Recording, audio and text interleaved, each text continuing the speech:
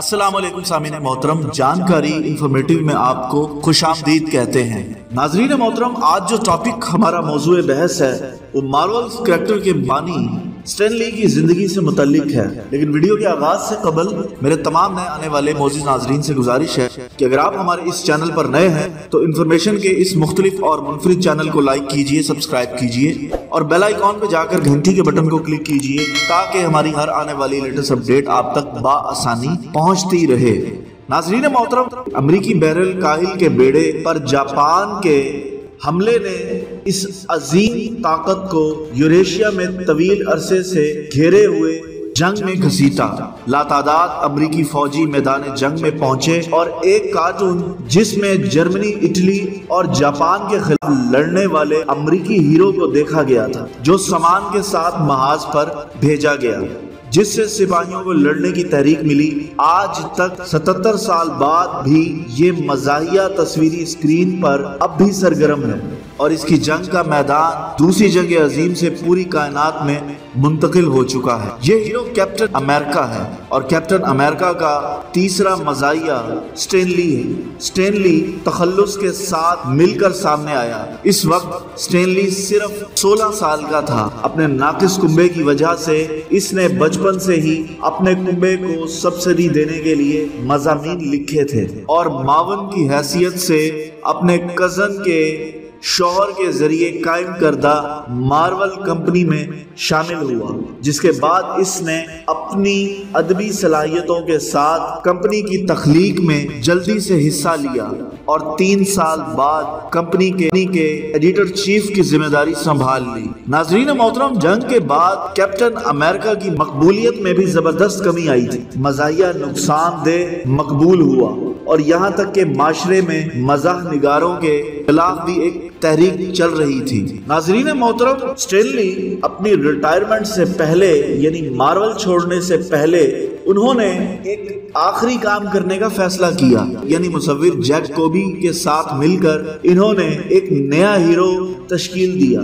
फास्टिक फ्यूर ये वो मजा था जिसने हैरत का हया किया। स्टैन ली की जिंदगी में भी तब्दीली आना शुरू हो गई, मगर वो इससे पहले सिर्फ मार्वल का मुलाजिम था, तो इसने फैंटास्टिक फ्यूर के बाद से इस कंपनी की जिंदगी में बाज़ाब्ता तौर पर मदाखलत की है और इसने अपनी शमूलियत का कारोबार शुरू किया। नाज़रीन मोहतरम, स्टैन ली की जिंदगी ने यह साबित किया कि कारोबारी तौर पर उसमें बहुत यतें हैं। नाज़रीन मोहतरम, तस्वुराती बेहतरीन सीन 1960 की दहाई में मार्वल की बहाली का एक और अहम काम है। इसमें 4 साइंसदानों की कहानी सुनाई गई है जो कायनाती शुआई ताबकारी के जरिए तगैयर पजीर हुए थे और 4 मुख्तलिफ सुपर पावर हासिल किए। तब से जराइम से लड़ने और साइंसी मुहिम चलाने के लिए एक टीम तश्कील दी और हर तरह के अजीबो गरीब मसाइल हल किए। इस वक्त लोगों के सुपर हीरो मजाक के बारे में ये ख्याल था कि वो बच्चों के पेटेंट हैं। मौजू और माद कंटेंट मवाद अक्सर बोली और नो उम्र रहते थे, लेकिन स्टैन ली ने इससे इत्तफाक नहीं किया था। इसने मुख्तलिफ पेचीदा और अहम वाक़ियात का सामना करने और तज्जिया करने के लिए फैंटास्टिक फ्यूर का इस्तेमाल किया। हीरो टीम मज़ाक के मानी को नई शक्ल दी थी। तस्वुराती बेहतरीन 4 की पैदाइश के बाद पहले साल में उन्हें अमरीकी सोवियत सरजंग की सूरत हाल का सामना करना पड़ा और माशी दिवालियापन के बहरान में उन्हें घेर लिया। नामुकम्मल तस्वुराती बेहतरीन 4 की सबसे अहम खूबी है, अगरचे चारों के पास गैर मामूली सुपर पावर्स हैं, लेकिन इनकी इंसानी फितरत में अपनी कमी है, मगरूर, खुद परस्ती वगैरह। इसके अलावा वो साइंसदान और एडवेंचर पहले हीरो और हीरो दूसरे नंबर पर हैं। न्यूयॉर्क के मेन पैटर्न में रहने वाले 4 अफराद को अमली मुश्किलात का सामना करना पड़ेगा। पड़ोसियों को ज्यादा शोर मचाने की शिकायत है और मेयर अपने घर वापस ले जाने चाहते हैं। 4 हीरोज की पहली पेशकश 1961 में हुई थी। इस तरह की हकीकत पसंदाना हीरोज को काफी मकबूलियत मिली है। मज़ाहिया 50 से ज्यादा अरसे से खूब फरोख्त हो रहा है और ये हकीकत पसंदाना आइंदा मुस्तकबिल में मार्वल का रहनुमा असूल बन गया है। स्टैन ली ने भी एक एक करके नई सुपर हीरो मजाक की एक सीरीज बनाना शुरू की, जिसमें स्पाइडरमैन, आयरन मैन, थोर, ہلک، ایکس مین وغیرہ شامل ہیں، جبکہ آئرن مین مغرور ہے۔ اسپائڈر مین محبت کے جال میں پھنس گیا ہے۔ تھور مغرور ہے۔ چہرے کے میک اپ سے باہر ہونے والے کردار قارئین کے دلوں میں جلدی داخل ہو جاتے ہیں۔ اسٹین لی ان جدید کاموں سے چمتکار کی روح بن گیا۔ ناظرین محترم، اسٹین لی کی تخلیق میں وہ یہ بھی دیکھے گا کہ لوگوں کو کس چیز کی زیادہ ضرورت ہے۔ جنگ کے سالوں میں کیپٹن امریکہ جو امریکی ذاتی بہادری سے بھرا ہوا تھا، ہر ایک کے لیے امید پیدا کرتا تھا۔ اینڈ مکڑی انسان نے جو ہر نوجوان کو پرامن دنیا میں اپنا اپنا سایہ دیکھنے کو ملا دیا۔ 1960 کی دہائی میں امریکی سوویت محاذ آرائی جوہری ہتھیاروں کے سائے میں پیدا ہوا اور ملا ہوا تھا۔ خوف اور نجات کے انسداد ہیرو مخالف کردار ہلک بہت مشہور ہے۔ تکنیکی ترقی کے دور میں اسلحہ خانہ جنگ، ٹیکنالوجی، دولت اور دیگر عناصر کو مربوط کرنے والا پلے بوائے آئرن مین ہر ایک کا پسندیدہ بن گیا۔ حقیقت کا احساس اور لوگوں کی امید کا اظہار اس وجہ سے ہو سکتا ہے کہ چمتکار کے کام برقرار رہیں۔ اپنی زندگی کے اگلے 80 سالوں میں اسٹین لی کا نام 2 ارب سے زیادہ مزاحیہ انداز میں شائع ہوا۔ ان کی وفات کے بعد ڈی سی نے ان کے بارے میں لکھا کہ اس نے ہمارے ہیروز کی طرف دیکھنے کے انداز کو بدل دیا ہے اور مزاح نگار ان کے ہمیشہ شکر گزار رہیں گے۔ لوگوں کے دلوں میں ان کا جوش ہمیں ان کی کہانیوں سے پیار کرنے کی یاد دلاتا ہے۔ اصل ارادہ ایکس سیریز اسٹین لی کا مطلب ہے۔ ناظرین محترم، حالیہ برسوں میں مارول کے بہت سے کاموں کی فلم اور ٹیلی ویژن کی تیاری سے موجودہ دریا کی حالت حاصل کرنے کے قابل ہونا اس بات کا حصول نہیں کہ یہ بھی کہا جا سکتا ہے کہ فلم آخرکار مارول کو عوام میں داخل ہونے اور مزاحیہ نگاری کے طاق نقاشی سے الگ ہونے کی اجازت دیتی ہے۔ 2008 میں مارول نے آئرن مین کو گولی ماری، جو ایک بہت بڑی کامیابی تھی۔ فلم کمپنی کو کاپی رائٹ بھیجنے کے مقابلے میں بیداری مارول تمام کرداروں کو تعمیر کرنے کے لیے ایک متحدہ دنیا کے نظریے میں ڈالتا ہے، اور اختتام پر وہ ہیرو کی فلموں کے ذریعے اس بات کی وضاحت کرتا ہے کہ وہ ایک دوسرے کے ساتھ منسلک ہو سکتے ہیں جب تک ایونجرز نمودار ہوا، اور آخرکار کسی حد تک حیرت زدہ فلم کائنات نے شکل اختیار کر لی۔ ڈزنی کے حصول کے بعد مارول کی فلمی کاموں کی بیشتر وقت میں بہت تیزی آئی ہے۔ صرف 2017 کے بعد سے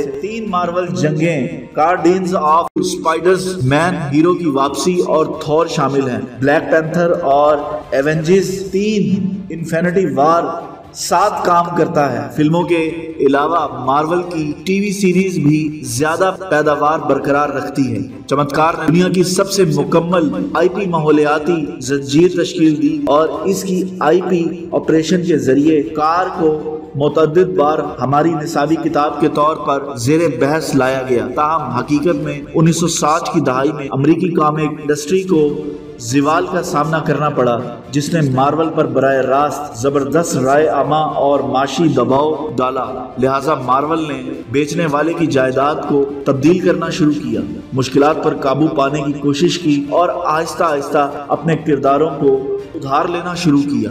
ڈیئر ڈیول اور ایکس مین نے اسے فاکس اور ہلک کو یونیورسل بنا دیا۔ اس وقت اسٹین لی کو پی آئی پی آپریشنز کا شعور تھا، اور ان کا خیال تھا کہ متنوع ترقی سے کام کو لمبی زندگی مل سکے گی۔ تاہم چمتکار کے دباؤ نے اسے بہت مایوس کیا، اور اس کی وجہ سے اس کے اور مارول کے مابین اختلافات پیدا ہو گئے۔ وہ اپنی آمدنی سے بھی عدم اطمینان ہونے لگا، اور اس پر بھی بے اطمینانی ہوئی کہ اس کے کاموں کے کاپی رائٹ اور موافقت کے حقوق مارول کے پاس ہیں۔ 1998 میں اسٹین لی نے اسکرین رائٹنگ مارول اور نئی لائن فلم کے شریک پروڈکشن بلڈ واریر میں حصہ لیا، جو ایک بہت بڑی کامیابی ہے۔ اس کام نے عالمی تھیٹر میں 130 ملین امریکی ڈالر کمانے کی کامیابی سمیٹی، سپر ہیرو فلموں کو زندہ کیا۔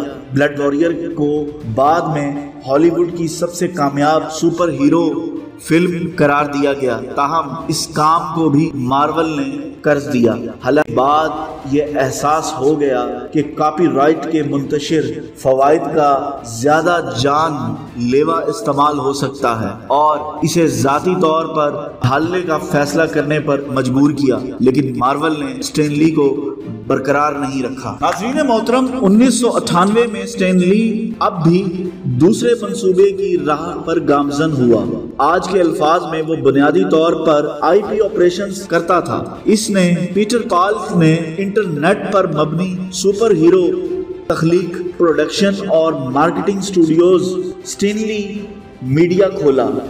بعد میں اس کمپنی میں 165 ملازمین رکھے تھے اور وہ عوامی سطح پر آ گئے، لیکن 2000 کے آخر میں تفتیش کاروں کو پتہ چلا کہ بول اور کسی کمپنی کے ملازمین کو سٹاک ٹریڈنگ میں غیر قانونی طور پر جوڑ توڑ کرنے کا شبہ تھا۔ اسٹین لی میڈیا نے دیوالیہ پن کے تحفظ کے لیے درخواست دائر کی۔ اس کے بعد اسٹین لی نے دوبارہ اپنا کاروبار شروع کیا اور پو انٹرٹینمنٹ کمپنی کی بنیاد رکھی، جس کا بنیادی کاروبار فلموں، ٹی وی سیریز اور کمپیوٹر گیمز کی ترقی ہے۔ اپریل 2010 میں ڈزنی اور اسٹین لی نے 3 فلموں کے مشترکہ لانچنگ کا اعلان کیا، جس میں سے سبھی پو ہو گئی۔ تفریحی کمپنی کی تیاری اور شوٹنگ بھی پچھلے سال ہی اس کمپنی کو چین کے جامع ثقافتی صنعت گروپ چینگنگ انٹرنیشنل نے حاصل کیا تھا، اور اسٹین لی تخلیقی ہدایت کار کی